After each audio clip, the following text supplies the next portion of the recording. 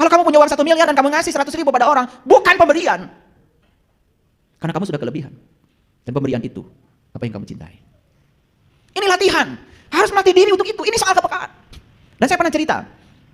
Ada orang, terus setiap kali dia habis jualan, dikepung oleh penagih, dikepung oleh penagih. Sampai habis hasil jualannya, hanya untuk bayar bunganya saja. Dan saya samperin di situ.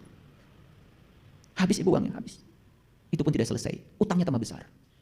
Jadi asalnya 20 juta, utangnya jadi 25 juta. Padahal saat itu dia berutang bukan untuk makan, karena dia harus ke rumah sakit. Dan dia ditahan oleh rumah sakit, karena tidak punya uang untuk keluar dari rumah sakit. Terpaksa dia pinjam uang geledek. Saya sebut uang geledek aja. Mohon maaf, saya bayarkan utangnya 25 juta. Dan saya bikinkan rumah. 2 lantai saya bikinkan rumah. Setiap ketemu saya cuma nangis. Setiap saya melihat tangisan dia, kebahagiaan saya meluap-luap. Makanya pemberian yang luar biasa yang dinilai oleh Allah adalah kamu tetap memberi, walaupun saat itu kamu susah. Kalau pemberian saat kamu sedang berkelimpahan itu sangat biasa. Tapi kamu bisa memberi walaupun kamu susah. Di situ nilai pemberian itu yang sangat luar biasa. Saya membangunkan rumah dia. Bukan karena saya sudah berkelimpahan. Tetapi karena saya melihat dia lebih butuh daripada saya. Itu saja. Dan agama itu praktek. Bukan hanya teori. Mohon maaf.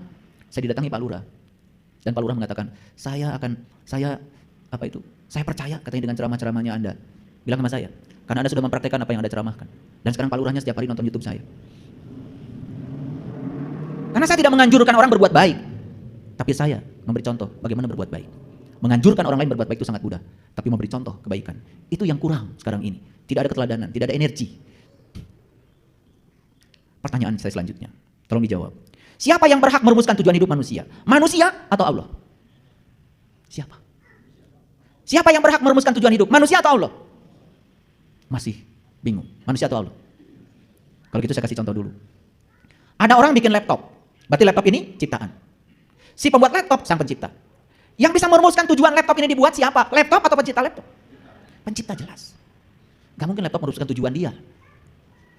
Jadi yang berhak merumuskan tujuan hidupnya manusia, itu manusia atau Allah? Allah, setuju? Kita direncanakan Allah datang di sini. Kita ini akan menjalankan misinya Allah datang di sini. Tapi apa yang terjadi? Sampai di sini kita membuat rumusan-rumusan tujuan hidup baru yang berbeda dengan rumusan tujuan hidup yang Allah bikin. Itulah yang terjadi, tabrakan rumusan tujuan hidupmu dengan rumusan tujuan Allah. Makanya kamu setiap hari hanya protes, menolak, tidak bisa menerima kenyataan yang terjadi. Padahal kata Allah, apa yang kamu sebut buruk, siapa tahu itu baik bagimu. Dan apa yang kamu sebut baik, malah siapa tahu itu buruk bagimu. Dia yang maha tahu akan memilihkan yang terbaik buat kita. Cuman kita masih terjebak oleh pikiran kita yang dangkal. Ini sumber penderitaan semua manusia. Di sini, tabrakan tujuan. Jadi makanya kita kembalikan sekarang. Mari kita tanya sama Allah. Ya Allah, kalau begitu, apa tujuan Engkau menciptakan aku? Untuk apa aku dihadirkan di sini? Itu harus ketemu jawabannya. Begitu ketemu jawabannya, kita praktekkan. Percayalah sama saya. Berkah semesta.